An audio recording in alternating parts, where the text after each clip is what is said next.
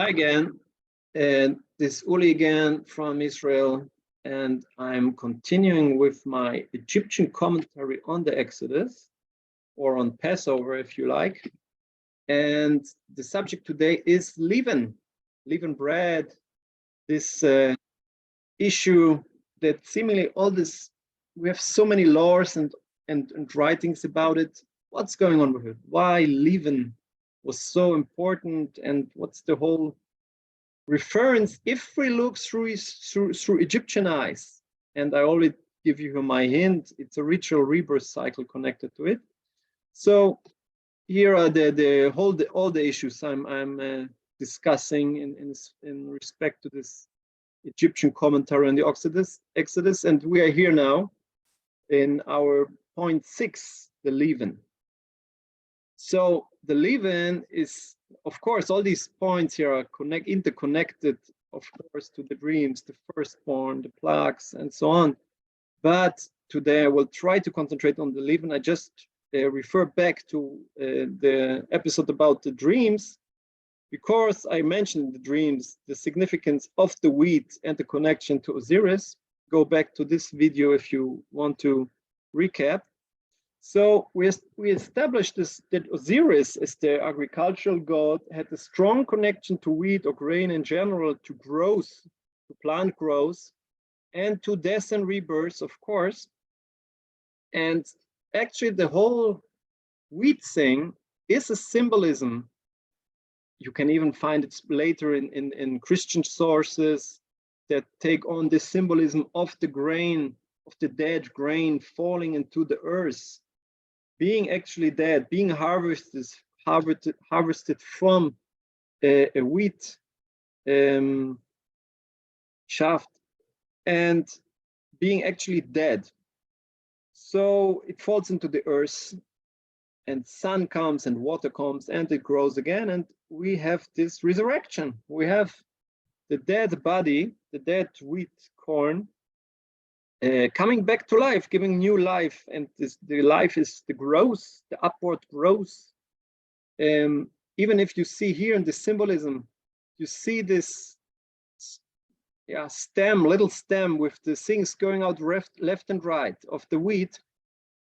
It's even that is a symbolism for Osiris. Okay, his spine, the Eris, how we said, the cedar tree, is connected to him.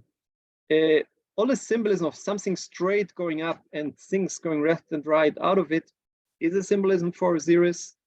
Also the fish gret. Okay, so you have here what you see. Actually here, I didn't explain it. What you see here, I will go deeper into it in a moment, but actually there was a belief or a practice that from the dead body, even from the mummy, wheat will grow out as a symbolism for resurrection, rebirth.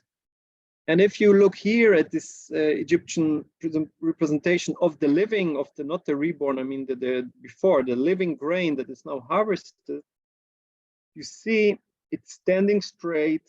You see also the structure in the grain itself from the left and right is now harvested. So what I was showing you before is something that is often called the corn mummy. It's actually quite an established term in ancient Egyptian archaeology. The corn mummy is when ancient Egyptians put into graves like a dummy mummy, a mummy with a coffin of usually wood that has sometimes holes in it, and inside of it they put in a mixture of different things. Could be some soil, but especially grains of corn, of some kind of wheat or other wheat or stuff, and you put it in the grave. And after you close up the grave, after there's no sun, no Ra, in the darkness, this little germ things will come out, you know, the little sprouts, the little, I don't know if it's correct in English, but this little white grows of a plant in the darkness. You know, many plants grow this little white thing if they have moisture and earth and warmth and so on, until they reach the surface and reach the sun and then get green and grow and so on. But here they use this thing, this interesting, very special natural phenomenon of growing in the darkness as a symbolism for resurrection. Okay, we put this dead thing in the darkness, and you see, this is also like a corn mummy, you see something grew in it. And we find it thousands of years later, and we still see this little growth in here. And they usually also put it in different shapes to symbolize things. And you see something grew in here. And this is not just something I'm trying to connect to Osiris. It's very clear that there are rituals that are connected to the resurrection of Osiris, that are connected to rituals with water. And for example, here we have an example that Plutarch, the historian, Greco-Roman period, tells us, and he tells a lot of things, and but he says one example is for a lot of rituals and so on that Egyptians do around Osiris. They have like one ritual on a special day, actually night, special night. I emphasize it here because a lot of night things are going on also in the Passover and the Exodus story. They go down to the seaside, and the priest and sacred livery bring forth the chest. They have like a little box. A box is very connected also to Osiris, which I will explain also a bit more. And they having with it a little golden ark into which they pour fresh potable water. And all of the present give a great shout for joy that Osiris is now found. So I'm taking, and then they take a fertile mold and stir it about in that water. And when they have mixed with it several very costly odors and spices, they form it into a little image in fashion like a crescent, like the moon crescent, you know, which is also a symbol for Osiris, the night god. And then dress it up in fine clothes and adorn it, imitating hereby, they believe these gods to be substance of earth and water. So why I'm taking this here, because we are not actually having here any wheat or so on, but it's very simple. I just want to bring you this example to show that these things are happening where we have rituals that are connected to Osiris, that are connected to bringing in certain things which are actually food or can, like you see, spices and earth and water and so on, and mix them, form them in little images in a ritually mythological ritual, actually. And we're doing it since we're intimating, okay, we are something, we want to, it's symbolism. We do a little ritual that symbolizes something that is connected to mythology and resurrection. Okay, and I'm actually, what I'm actually proposing here, that there was an ancient Egyptian ritual, a more home-based ritual maybe, around bread breaking and making, which was connected to Osiris, which our Exodus story confronts, negates, attacks. Okay, so to show this, I bring now the sources and tell you also where I add my speculation into it, and where it's based on facts and so on. So to start with it, we know that duff, or like a sour duff, was invented in Egypt, or there are some also different claims, but it's one of the very, very oldest places on earth where we have leaven in form of sour duff, and later also yeast and so on. But actually, we are speaking here about ancient sour duff in ancient Egypt, which might have been even invented there, which was connected deeply with Osiris, his invention of agriculture and sour duff. And we know that what they usually did, they had like a sour, if you know how to do sourdough breads, you need to always have a little sourdough somewhere in order to take from it something to your new, like you want to do bread, okay? You want to do bread, you need your flour, you need your water, you need your spices if you want, and you have to have the starter. The starter means a little bit of sour dough, and to put it to it, mix it, knead it, leave it somewhere to grow, and then you can bake your bread, okay? So we know that you always have to use something from the day before. And here I'm here referring to a site with a lot of materials about ancient Egypt, which I think is now offline, but you can find it in like history searchers, search agents in Google. So he writes, the dough was made of flour, water, and leaven. Either some sourdough left over from the previous day, or some leaven from the last brewing of beer, and was left to rise in warm mouths. Okay, so and here I want to stress that it was connected to Osiris. It's not just any god or something. We have seeing here they write about wheat paste models of parts of Osiris, or which are closely connected to the resurrection mythos of Osiris, to rebirth, from death to continuity, even in him in afterlife, or in his son Osiris in this life. And we have in the Temple of Mendes figures of Osiris are made from wheat and paste, placed in a straw on the day of the murder. Then water was added for several days until finally the mixture was kneaded into a mold of Osiris and taken to the temple to be buried.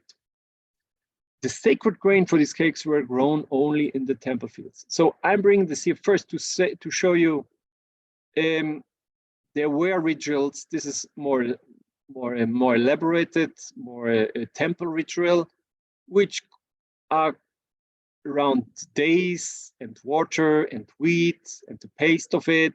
And even here, they use only sacred grain.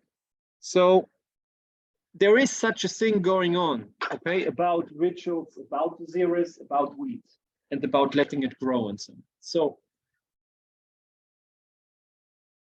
and I will in the end conclude it more, but I guess here, or my speculation is here, that you also, when you did your little, as an ancient Egyptian, your little house bread, or in the bakery in the neighborhood and so on, but usually people did it at home, it was also a ritual, okay? It was connected to this cycle, and I will explain it later. So I start now to go into the symbolism of this ritual. First of all, if you sow wheat in the Nile, okay, let's just imagine the Nile now had his inundation. It was a flood, okay, the Nile came, the annual flood came, flooded many fields, and now they are flooded, and you have now, and you need to sow now your grain. And how you sow it, and I take this picture from Southeast Asia, and it's not a wheat planting here, it's a rice planting. You see they have these little rice plants in their hands. They go into the wet fields and they pluck them into the earth.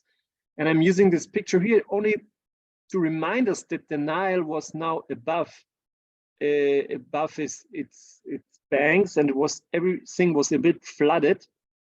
And how you would now, they would not do this rice plucks, they would now sow the wheat. How you sow the wheat, and we have also other, we have from ancient Egypt illustrations of how you were growing or sowing wheat, also not in wet circumstances, where you see people just throwing with their hands like we usually would think of it. But think about it, what happens if everything is flooded? You cannot just throw in the wheat. Why? When you throw in the grain, it will swim. It will swim on the surface, and it will accumulate somewhere else, or drift away, or rot, or something. You need that to get into the earth, into the soil. So how you did it? Do they go in and put any? Okay, so we know from Herodot this very important explanation or description from his histories about Egypt, which is, by the way, a great source for it was a late, okay, but it's not 3,000 years ago, but it's even, I think we can use it to think about what people were doing for hundreds and thousands of years. So he says, each man sows his own field, and how he does it. Imagine now the waters there. He turns into it swine. And when he has trodden the seed into the ground by means of the swine, after he waits for the harvest, and when he has threshed the corn by means of the swine, then he gathers it in. Okay, so the swine or the pig is an animal closely connected to the sowing or trodden to push it down with its legs into the soil, which will be very important in one moment, because always think in theological terms, in mythological terms. The Egyptian now sees what's going on. The corn, which is a form of the dead Osiris body that we want to resurrect somehow, is flowing in the Nile water and now pushed under by the feet of the pig, or I would say it's drowned in mythological or ritual thinking. He's drowned, Osiris is drowned by the pig. And I didn't mark it here, but read it. He also says, thresh the corn by means of the swine. So later on, it will even be threshed also by the swine. So twice the swine is trampling on the dead Osiris. Once it's drowning him, and later it will like throwing around all his parts. Okay, and somebody who knows Egyptian mythology already thinks in his head now of Set, of the god Set, who does exactly that to Osiris. He drowns him, his dead body, and he afterwards cuts his body into parts and pieces. So Herodot continues. The pig is accounted by Egyptians as an abominable animal, not nice, okay? And first, if any of them in passing by touch a pig, he goes into the river and dips himself forthwith in the water together with his garments. So we see here portrayal of the pig, which is super familiar to Jews and also Muslims as a maybe the most unclean, ritually, religiously unclean animal, which is an abhorrence. Okay, and even if an Egyptian touches them by mistake, he has to purify himself, which is, if you read the sentence as a religious Jew, or if you know the practices for religious Jews, or even the practices of the purification in the Torah described, is very clear. It's completely familiar. Okay, you touch something not clean. What do? You go to the mikveh. Means you go to ritual bars. You dip yourself in the water and wash your garments, which is often a ritual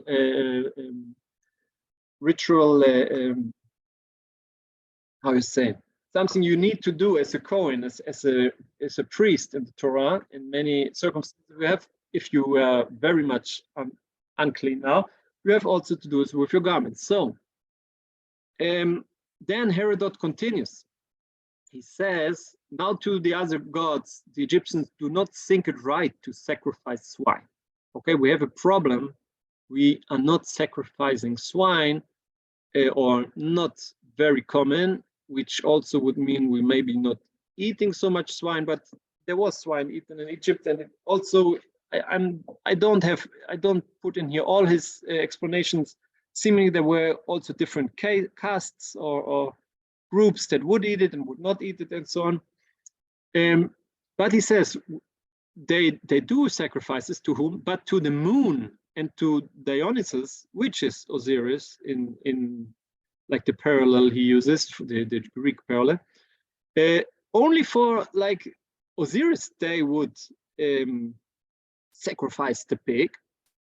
At the same time, and on the same full moon, they sacrifice the swine. So I would understand like all over the land on one special day, on one special full moon, which is a full moon. It's like the 15th, 14th, 15th of the month, which is also in Judaism the most important usually date to do the big festivals, right? If you have the three pilgrimage festivals of Pesach and Shavuot and Sukkot, they all happen on the 14th or 15th of the month, which is the full moon, which has very close connection, as I will explain also theologically, but practically you have also light, of course, to celebrate and so on.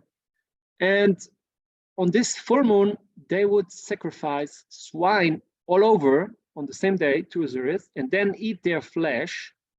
And as to the reason why, when they abominate swine at all their other feasts, they sacrifice them at this. There is a story told by the Egyptians, and this story I know, but it is not seemingly one for me to tell. So actually what he tells us, which often we have these little comments from Greek and Roman authors that describe ancient Egyptian ritual, that they are actually in the end say, I can't tell you, it's a secret. They told me I have to promise I don't tell. It's a mythological thing, it's a deep ritual, it's a deep, religious issue I can't mention. And often, as I understand, you can't mention is because in ancient Egyptian thought, what you write and mention is something actually that happens or that you put into existence in this world. Like they would very much not write about who killed Osiris, how he killed him, how his body looked. They will not show you this, that they will not, all bad things, they will try not to actually spell out or write, or they need a lot of protection around it. For example, if you have this horrible night snake, the chaos, the anti, I would say in Christian terms would be the Antichrist. I mean, it's the anti-order, the anti-mat, anti-ra. It's the, we even don't know how they really called it, because we only have the Greek Apophis or Apep, the name, which might not be the Egyptian name. Maybe they would never use it, like it's like Voldemort, you know, the name you don't say. So we know when they wrote this Apep or Apophis, or they wrote about him, they would always have to write left and right to him, knives, cats, somebody standing on, trampling him, tying him, cutting him. You can't just write Apophis. You have to have a lot of protection around it. So also this Greek Roman authors, I think it's the same vibe that they say, I can't tell it, because if I tell it, it gets some reality that is very menacing, very frightening. So he says there is an issue. People eat, like it's usually forbidden to sacrifice and eat pig, but on this special day, because of Osiris, there's some story, and they sacrifice and eat it. And he continues, now the sacrifice of the swine to the moon, or I would say in brackets like Osiris, is performed as follows. When the priest has slain the victim, the swine, he puts together the end of the tail and the spleen and the caul and covers them up with the whole of the fat of the animal which is about to pounce, and then he offers them with fire, and the rest of the flesh they eat on that day of full moon upon which they have held sacrifice, but on any day after this they will not taste of it. Okay, actually repeats a bit, gets more into the actually how they are doing, which if you know the Torah explanation about sacrifice, it's the parallel amount of how we say of details, what you cut and where you put the fat and so on. But I think you get also, I get here also the feeling that they had to eat it on that day, like very similar to the Passover sacrifice. Like the Passover sacrifice, if you know, we have to, the religious Jewish custom is you have to, or law actually, is to have to eat it on the same night.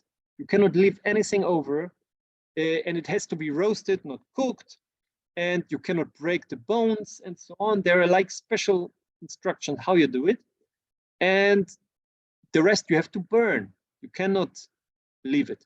So I think it's clear that we have a very interesting ritual connected to a special full moon day where you have to eat the full thing, and a connection between Osiris and the swine, and maybe a negative connection because of this secret here. And what's going on with the pig in ancient Egypt? So the pig is connected to Set. Set, the arch animal, the enemy, the arch enemy of Osiris. Okay, so we have here this little tale, Middle Kingdom tale of Horus and the pig, that says, then Horus looked at that injury, which, like Set injured him, which actually he injured him at his eye. Okay, it assumed the form of a black pig, this injury. Okay, this injury at the eye. Thereupon Horus shrieked because of the state of his eye, which was stormy. Horus said, behold, my eye is as that first blow which Set made against my eye. Thereupon Horus swallowed his heart before him, which is a term like losing consciousness. Then Re said, put him upon his bed until he has recovered. It was said, he has assumed form against him as a black pig. Thereupon he shot a blow into his eye. Then Re said, the pig is an abomination to Horus. Would that he might recover, said the gods. That is how the pig became an abomination to the gods as well as men for Horus' sake. So we have also other sources that tell about the negative image the pig has. There's also the pig is abomination until Ra in another source. So the pig is something negatively positioned against the sun god and his son and the rebirth and so on. And it's connected to Set. And it's connected to the injury to Horus' eye. And of course, Set is also the murderer of Osiris. And the eye, by the way, is connected to the moon, because we know in ancient Egypt, the moon was symbolizing the left eye of the god, while the sun was the right eye. The right eye is the eye of Ra, and the left the eye of Horus, which you see here, the right eye of the strength of the sun, of power, of continuity, of masculinity, and so on. And the left eye, the eye like the moon, which was periodically harmed and hurt, and then repaired and healed. Okay, and it's connected to the moon and the night and passivity and femininity and hurt and healing. Okay, so now if we take this a bit further, you see here bread, ancient Egyptian bread, and you see that it has, ancient Egyptian bread had a lot of forms.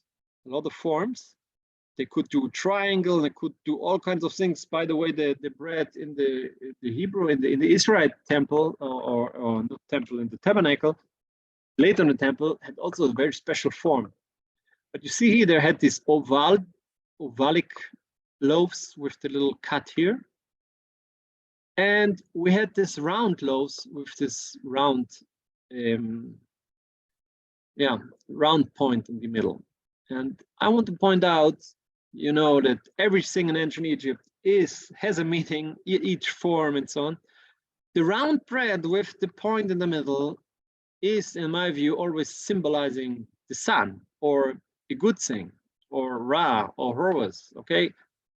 Actually, in ancient Egypt, I'm talking about it in another part here, everything round is usually positively connected to the sun and Ra, and even if you have the dung beetle that does this little dung thing, it's a ball. Okay, if you have the human eye, it's a round eye. But if you have, for example, the snake eye, it's a slit. It's frightening. Okay, the apophis eye is not a round eye.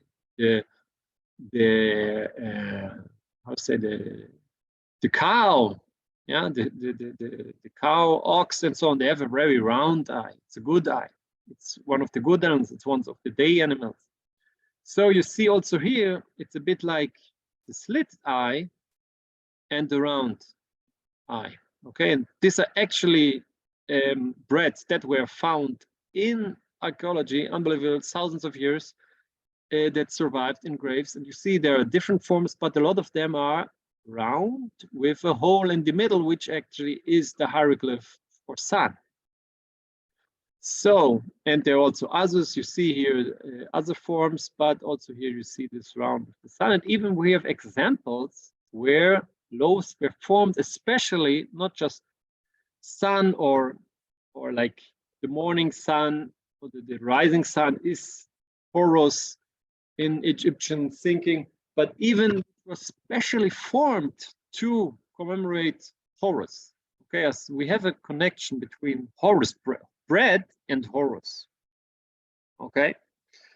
Even they say here, for instance, bread in the form of a man is mentioned in the spell from papyrus and so on, indicating its role in medical and magical rituals.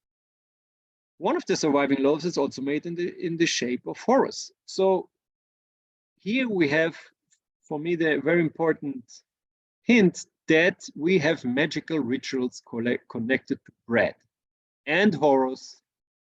So, by the way, there are people, side note, that today somehow extracted ancient Egyptian yeast or dough, not of sourdough or yeast, and created bread today with this ancient yeast, and say that it has a very sweet and interesting taste and different than we know and so on. If you want to read about it, you can read about it here.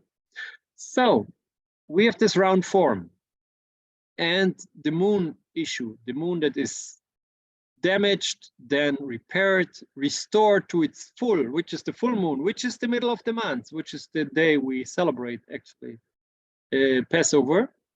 And then we have again the damage by Set, and it's damaging until it's restored. So, and you see here, this is Sos, who is like connected to this restoration process also. And you say here, you see this crescent, and you see the round shape, okay? It's the moon reparation. And you have here this eye, and I'm mentioning also, I mentioned before the round shape as the good shape, as the morning shape, as the sun shape. You have this thing with the round disc between the horns of the cow, of Isoph, of Hathor, and we have this gods or concepts of the moon. You see he Sos, and this is actually Khonsu in two different ways to show him, which are connected to here in Khonsu part healing. Okay, and then we come back to this round thing. So Osiris actually is the god of resurrection or repairing or not really dying, continuing after death, rebirth, and so on. And you see here, I just want to mark out, you see this symbolism of plant growth, which is actually not grain. This is, how we say it, in, this is the sea rose or the lotus. From water, you say he stands, actually when he's portrayed like this, white and his feet together, it means actually he's dead. And he's sitting here and you see new life, new growth can occur. And you see here, you see a cow's tail going around here, and in the end also looks like papyrus or lotus or some flower. This concept of being dead and then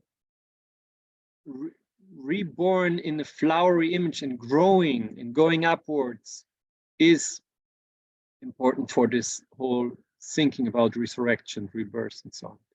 So the sun, you know from the Ra story already also, that the sun has a cycle, a daily cycle of life and death. Okay, in the evening, or yeah, so in the evening the sun dies, Ra dies, and goes into the netherworld, in the underworld, in the darkness, and he fights there, and all kinds of very complicated things happen, and then it gets worse and worse, and then somewhere in the middle of the night it gets better and better, or new hope starts, and so on. And if everything is okay and everything plays out well, he will be reborn, or actually his form of Horus, the sun, will be reborn in the morning. Okay, so we have all these different concepts of the sun, of the morning sun, the midday sun. By the way, you see, you don't really see something very negatively for the evening sun. Okay, I don't find like a symbol for sunset. So you also, so here, this I think very interesting, that there is a symbol for Osiris that is actually like an ovalic, squashed, not round sun with a point in the middle. And just remember, this bread here, it's very similar to this concept of Osiris. Okay, so we have the dead sun, and in the end, the round, living, active sun in this world. So, what I'm now claiming at the first run is like mythological or thinking, mythological thinking of what's going on with the corn, okay, with the bread. We have here Osiris' death. Set killed him.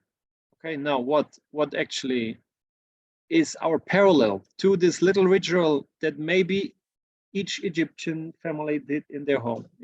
Or this is not, this is before the ritual in their home. This is the general thinking parallel of natural food, grain stuff with the story. Okay, so Osiris was cased in the golden coffin, okay, that Set built for him, and which is the seed coat or testa of the grain.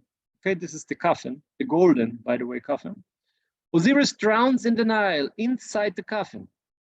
This means the pigs drown the seed in the inundated Nile area. Okay, now, so pigs or Set drowns him, this seed, in the water.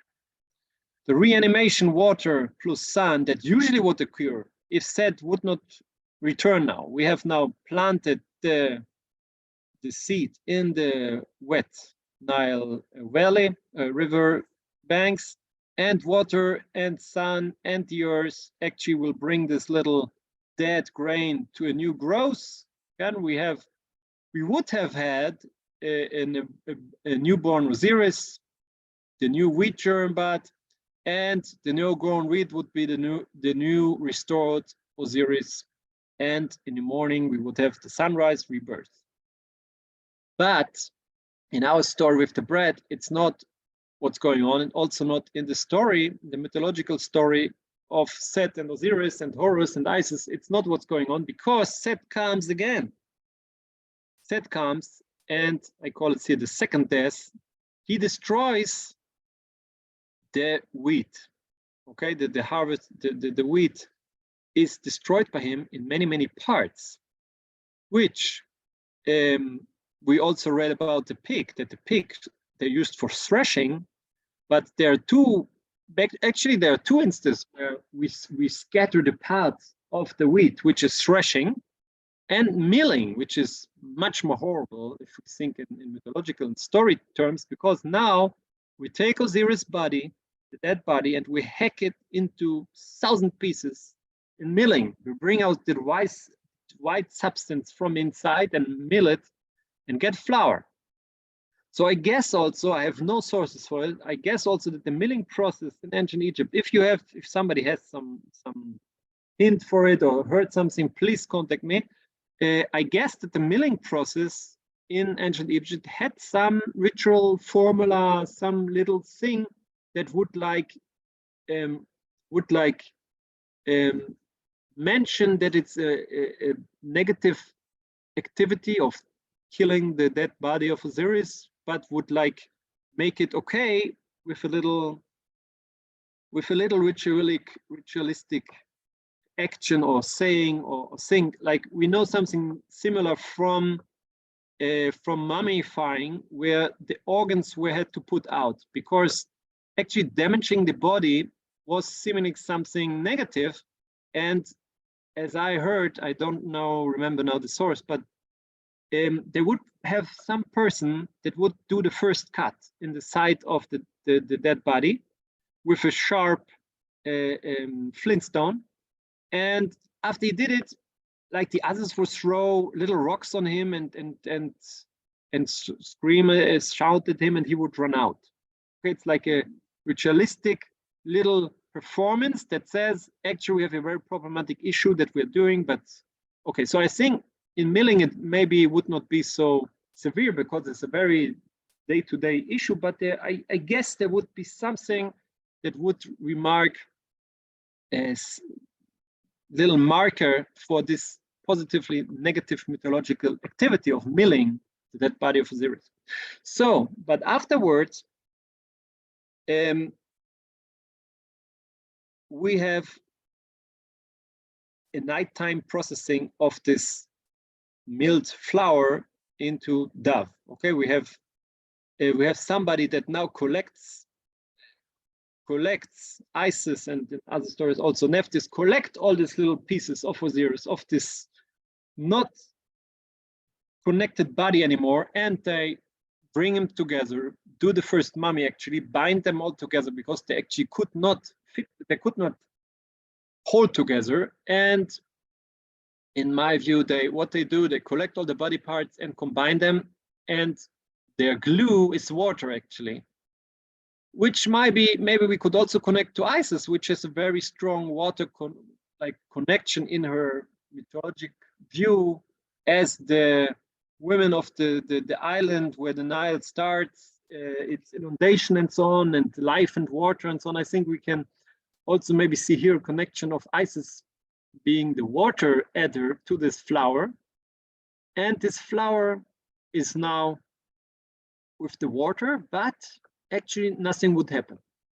Osiris would not revive. If I'm all the time now referring to this flower as the dead Osiris that cannot give birth anymore. He cannot give Horus to her.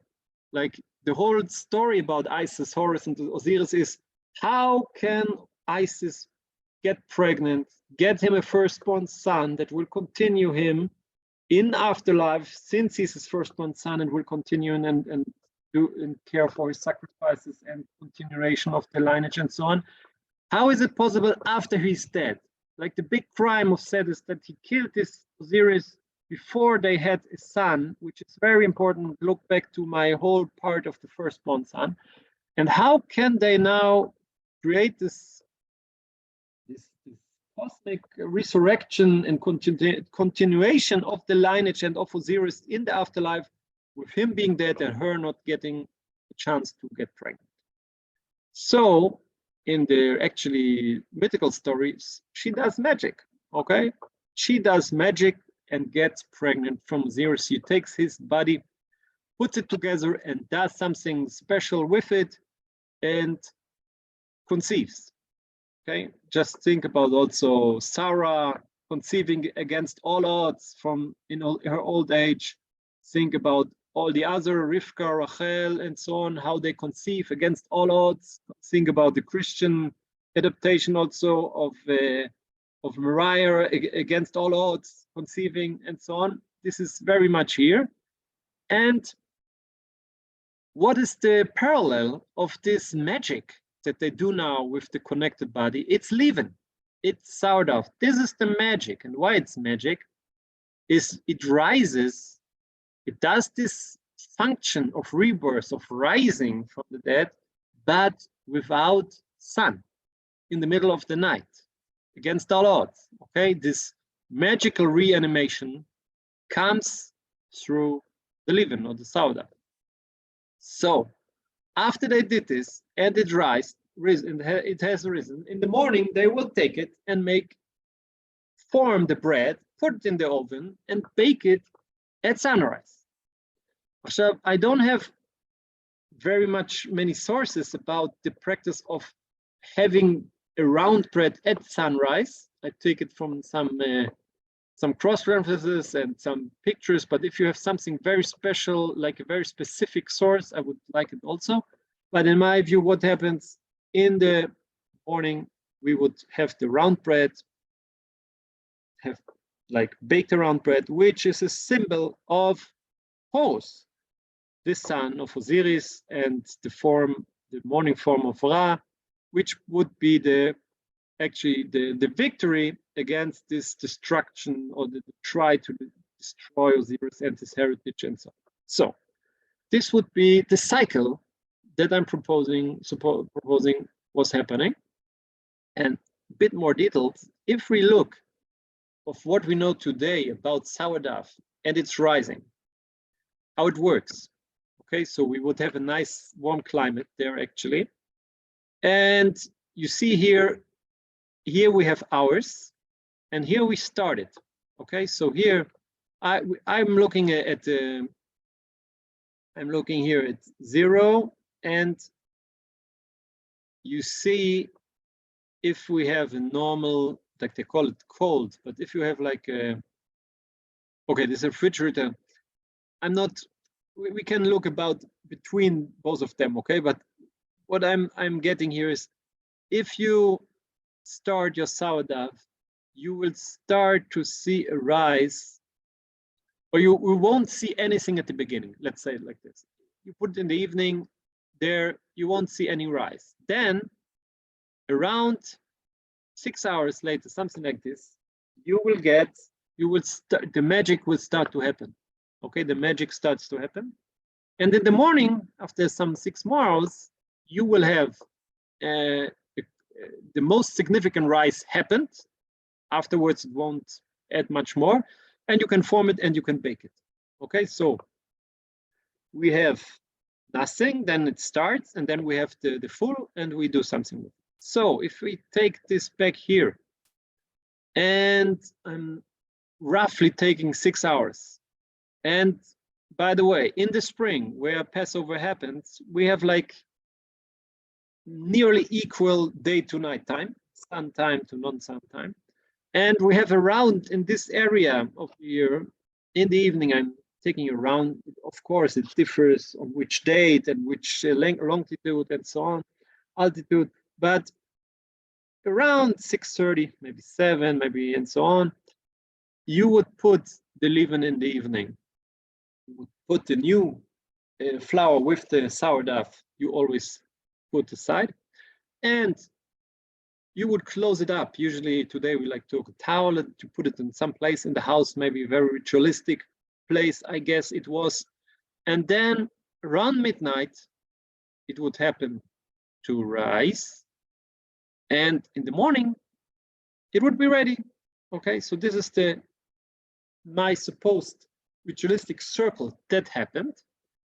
And by the way, here I'm showing this reanimation. You see here the dead Osiris, and even his son is already standing here, okay, but he will be born actually. And here's the conception of Isis from Osiris. And I'm stressing here the midnight issue because in the Exodus story, midnight is very important. Midnight is the point where also the firstborn are slain, where Paro awakes and so on. I'm talking about this significance in the other video about the firstborn, but also in Egyptian theology, I call it the most monotheistic moment of the Egyptian day, because it's the moment of union of day and night, of Ra and Osiris. Okay, you see here, like the dead body of Ra with this red. By the way, the Israelite Kohanites would dress in white and red, say a red girdle or a red. I forgot the word, but okay. And you see also here the hieroglyphs. They go in this direction, and like they're not. The writing is not going in from right to left to right, but centered to this moment. When this reunion occurs, by the way, this is Isis, this Nephthys, if it occurs, it's like this, the center of the day, because until that moment, everything went downhill and more deaths and so on. And from this moment, everything will start to the direction of rebirth. Okay, it's this moment, it's the most critical moment it's the most death and the start of rebirth. Okay, it's the most critical moment in this ritualistic thinking of the day, the Egyptian day, and it's the union of Ra and Osiris, day and night, life and death, cows and wheat. As in the wheat, I mean wheat is Osiris, cows is the day, is Ra, as I explained in the dream section. So we have the special day also, and then in the morning I said you get the round Horus being born. Okay. So what about this whole thing and the Israelites? What are they doing now? They will messing it up really, really hard for the Egyptians. And now I think you understand why it's so significant to understand this, because now the whole issue that the Torah is making here is very, very much more harsh or meaningful. Because if this is what you're doing as an believing Egyptian, and I think also an Israelite, because you know that most Israelites were completely assimilated, even as their Jewish tradition and Torah says, they were doing this maybe. And it's actually a pagan, in Jewish and Israelite monotheistic eyes, it's a very pagan ritual that actually gives witness each day that you believe that there is a god of the night, a god of the day, and that you have to help them to resurrection. It's actually you helping the continuation of the universe of these different gods. And now comes Judaism, or this monotheistic God, says, no, people, stop this. It's completely, we are completely putting an end to this. We're completely getting opposed to it, and completely will ruin it in a very harsh and open manner. And this is actually the finalization of the whole plagues and so on, because it will be completely devastating in a theological way to the Egyptians. Okay, so it will be still a ritual thing we're doing now with the Passover ritual. It won't be Osiris, Horus, Set, Isis, and then it will be monotheistic. Like also in the dream, you know, I explained in the dream that Joseph says to Pharaoh, it's one dream. And what he means is also monotheistic. He says, it's not about the day and the night, Osiris and Chatro, Isis or Ra. It's not chaos, and it's one God. It's one dream. Okay, so, and it's not a daily ritual in Jewish ritual, it's yearly, and it's actually anti all this rebirth structure. It's completely destroying this rebirth Osiris Horus story to show that it's not work, that it's nothing. It's like the story when it's like when you have in Psalms, when they say, when they joke about pagan idols and say, what, can he speak? He has a mouth, he can't speak. He has eyes, he can't see. He has a nose, he can't smell. They joke about it. Yes, the joke with Abraham, that when he destroyed all the pagan idols in the shop of his father, the father comes and, what have you done? He says, me?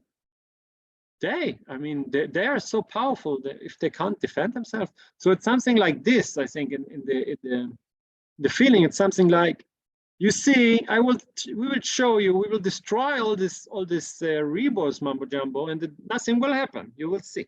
Okay. So what are we doing when we follow now the Exodus and the laws of Pesach, of Passover? We will banish and burn all leaven. So there is no magic possible. You cannot do this magic trick and revive Osiris. We will, all the existing sour dove and so on will be thrown away and brought out. And yeah, okay. So, and you also will have that everything we have, we will bake, and we will bake it so fast that it we will not leave it to rise. We will just bake it before it can rise. Okay. So, and we do it at midnight, at the point where it's most critical, most sensitive, more like when we have this little start that could happen, and when also the leaven starts to rise, we will at this point especially put an end to it. We will put an emphasis at this point and stop it, that nothing can happen in this direction of rising and of rebirth and so on. And we will do all this thing for 7 days. And if you know leaven and sourdough, if you want it, like you destroyed all sourdough and leaven, and you want to grow a new one only from wheat and water and some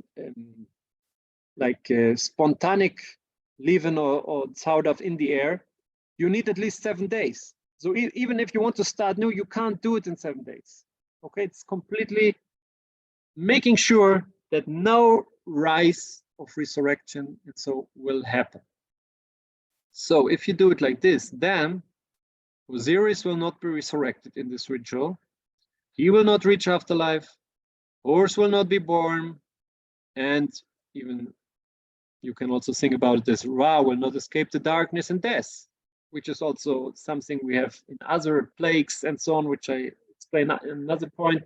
But it's clear that we come here and completely destroyed this whole ritual that I claim to have reconstructed. Okay, it's the first time there's no source that says that it was that this ritual they did every day. I here propose that what's going on, and against this, the Torah gives all this instruction. And here are like 2 places where we have what they actually should do. Okay, 7 days you shall eat unleavened bread. And I want to emphasize here, it's not that you don't eat unleavened bread because of the unleavened bread, but because not to eat the leavened bread. Okay, because it says, however, the first day you shall put away leaven out of your houses. For whosoever eats leavened bread from the first day until the 7th day, that shall be cut off from Israel. So it's not because the unleavened bread is great, but that you should not eat the leavened bread. And the people took their dove before it was leavened, then eating troughs being bound up in their clothes upon their shoulders. So this is, they do it they move it so it cannot rise. Okay, that's clear. And here they say, and then there's another issue, because you know in Hebrew this unleavened bread is called matzah, but there's another name which actually appears only in Dvarim, in Deuteronomy, which is lechem oni, which is usually or often translated as the bread of the poor, which I think is a bit, it might be also correct, but it misses a bit the point. And the translation here, I think, is correct, that they say the bread of affliction, because oni can mean in Hebrew also poor, to be poor, but also to suffer, or yeah, affliction. So I'm taking another example from Genesis, where Joseph is talking about is naming his son Ephraim. He said why he names him like this, because God has made me fruitful in the land of affliction. So why I'm taking this here, I think that the fruitful is in contrast to oni, affliction or oni, because I think that this name Lechem Oni also refers to being a bread that tortures or afflicts this issue of rebirth and reborn. Okay, I think yes, if you were poor, maybe you would not have the time and the sour stuff and all this thing, and you would just put a bit wheat and water, and it's seen as not nice bread. It's the poor bread and so on. But it's also what we are doing actually here. If we do this anti-ritual against the Egyptian ritual, we actually damage.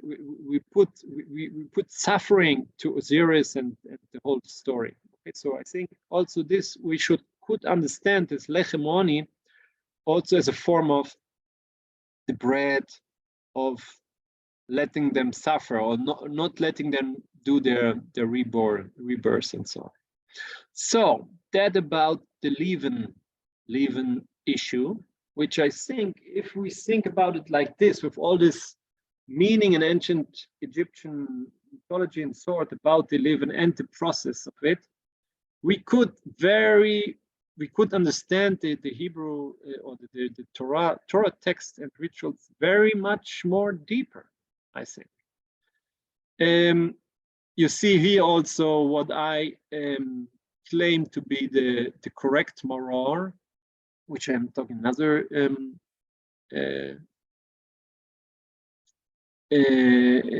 another subject discussed.